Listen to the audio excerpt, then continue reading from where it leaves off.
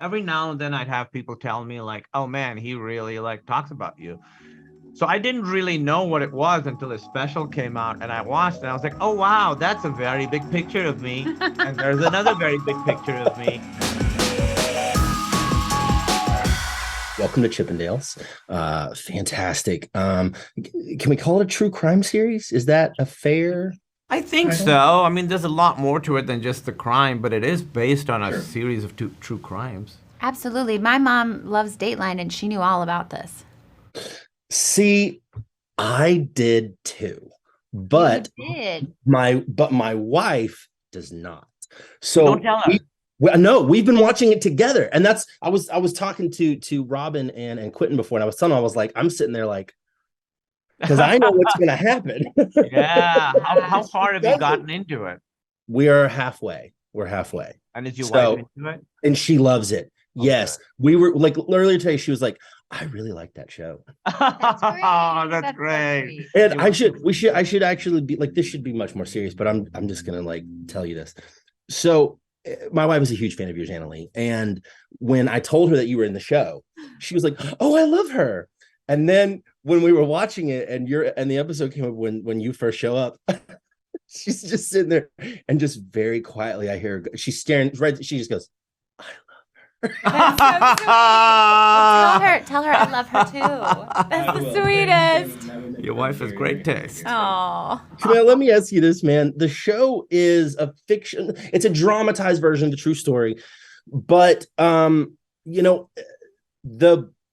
there's a lot of information sort of unknown. Did that give you some wiggle room to kind of like help flesh out the characters a little more? Yeah.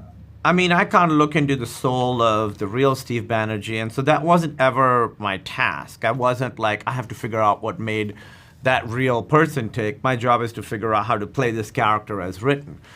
And the fact that we don't know that much about him beyond what other people have said about him and the things that we know he did, those are just sort of the starting points, you know. So for me, it was like, how do I play a character who does all these things that we know he did, but do them in a way that so that it makes sense for someone like him to do, and how can I start him so different in many ways from how he ends up, but also similar, So that's why in the beginning he sort of hopefully comes across as very innocent and enthusiastic, with almost like childlike wonder, and then we see how that changes over the course of the season. You very much sympathize, I think, with Steve early on. I know that I did, and at this point still do. I'll say, yeah, things aren't so bad, right? Yeah, and it's going to be fine if I stop. The worst is behind us. Yeah. Annaleigh, I guess I want to ask, I guess that's the similar question for you, because with Irene, we know kind of even less, where there's really not a whole lot of information out of it. I did some research on my own and I was like, wow, there's just not hardly anything out there about Irene. So was it easier for you? I know you've done, I think, Kumail, was this your first time doing starring as like a real person? Yeah, I guess. I mean, other than 𝐒𝐏𝐿. Other than 𝐒𝐏𝐿, who is also real. Also very real. Lives among us. He is real to Jack Tapper, my son. But Annaleigh, you have done this before. You have played like a real person before. Yeah, I've done it multiple times. Most recently, I played Paula Jones, who is somebody that was really identifiable, somebody that I had to feel and look like, and also help change the narrative of the way that we felt about her. So in this instance, I could find one photo of this person. And so I was really able to really create her out of kind of nothing from what, Rob created on the page. And then we really wanted to make sure that she not only complemented Steve's arc and helped him on his journey, but also she had her own arc. We need to watch her change and grow. And also, she's the woman behind the man. She's using their relationship and their partnership to express herself in her own interests, which is the business world. And then I think it's really important that we see her love him, because then we're able to love him too. One thing that came up when I was chatting with Robin and Quentin was how Quentin was joking about some of his friends not wanting their wives or girlfriends to watch the show because it's like sexy men dancing and all that. And I was like, oh wow, I didn't really register for me, because like for me it just seems like a very like tense sort of like dramatic show. It's a misconception for people to think they see Chippendales that this show is just a bunch of salacious dancing and all that. It's way more than that. I think that's sort of a metaphor for what this story is. When you first look at the Chippendales dancers, you're like, oh, fun, cuffs and collars, and then underneath the surface, there's a lot going on. You pull off those pants, and there's hairy legs. They're very good at pulling off those pants. You really feels like you're You like there. my metaphor? Speaking of that in Take off your pants? some manners, I want to ask you a question, Kumail. I don't know if you've answered this question before or not, but I really want to ask it.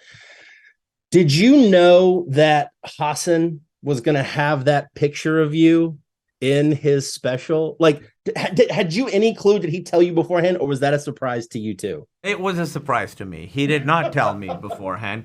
I knew a little bit because he'd been touring, and I assume he'd been doing it on tour. So every now and then I'd have people tell me like, oh man, he really like talks about you.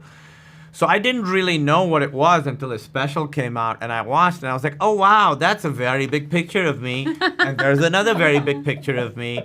But you know what? It was really funny, and he said like ultimately very nice things about me. So I was like, thank you. I haven't like talked to him since that happened, but I had no idea. I was just like, wow, that's a lot of me out there. Yeah, I thought that was pretty funny personally myself. Yeah, it was really funny. It was really good. funny. He said way nicer things about me than he did, some of the other people, so I'm okay with it. You got off light. Yeah, I got off great. Welcome to Chippendales it kicks off on Hulu November 22nd. Yeah, It tell is. your wife I said hi. Yeah, and I hope you both like the next 4 episodes. Very excited to be chatting about Welcome to Chippendales. Man, what a wild show. I've watched a lot of it so far, and I watched with my wife, so like I have to watch on her time, and so the funny thing is like I know a lot about the story already, and she doesn't. So the whole time I'm sitting there like, like wait for her to wait. Yes. I'm like, oh, something's coming. But man, what a great show. Quentin, I want to ask you, Otis is Otis based on a real person in the story of Chippendales, or is he like a collection of people kind of like? Well, first I have to say you are better than my friend group, because I've got a whole friend group chat. They're not allowing their wives to watch it. So they won't. They're like, nah, we're not letting you. We're not letting our wives see you as that. But yeah, Otis is based.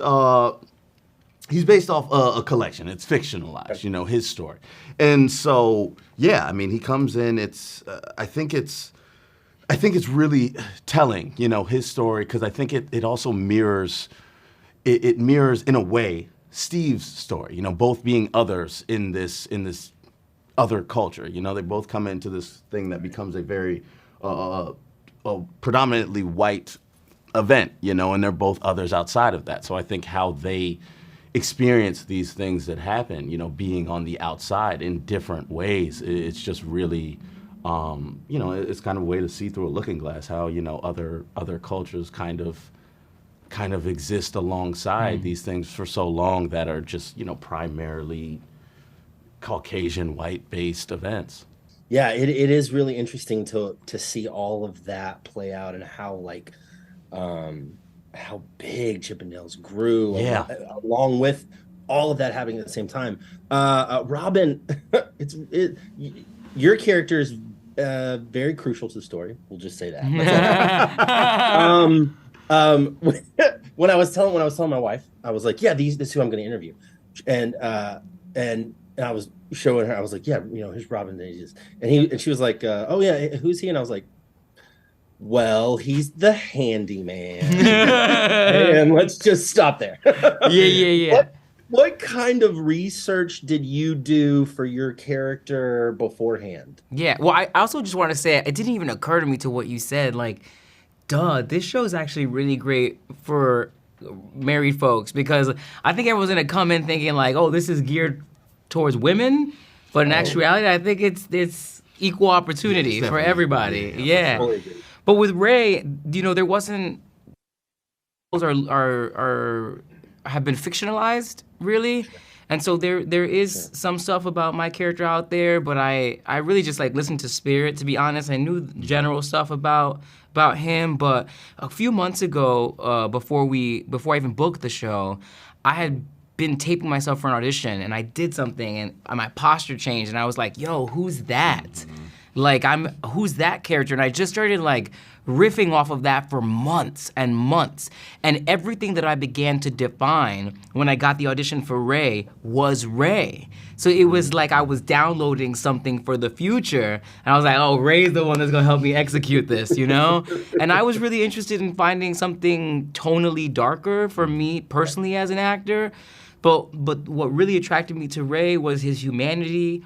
I felt like it was an opportunity to show two brown men who do terrible things actually be soft with one another and present in a way that men don't usually get to present around other folks. But that is, in fact, how men are with one another. Yeah. That is true. And the other thing for me was this sort of idea of how do you say I'm sorry and how do you make things right? And I think that's something that I get to explore later on in the series. Yeah, it's very interesting. It's very intriguing, and obviously we want to avoid any spoilers.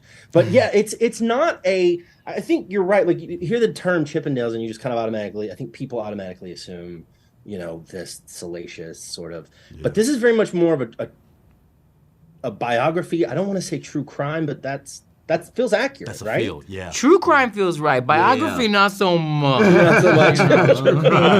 Maybe not that. Maybe not biographical. Quentin, did you have to do much sort of Chippendales practice beforehand? Absolutely. I like that you called it that, Chippendales practice. No, I had. I mean, that's right. Yeah, no, I had a lot of practice. Like, I don't have a dancing background. I'm not. Okay. I'm not a dancer. I'm definitely not a stripper. Have not done that before. Will not continue to do that. Well, you're missing out. Let me tell you. It was empowering. It honestly was, but I left it on the screen. But yeah, no, I had about 2 months where I was, Monday through Friday for hours and hours just in dancing boot camp, like learning a lot of different dance, whether it was jazz, tango, all this kind of stuff. And then the choreography came into part of it, a lot of stretching and stuff like that.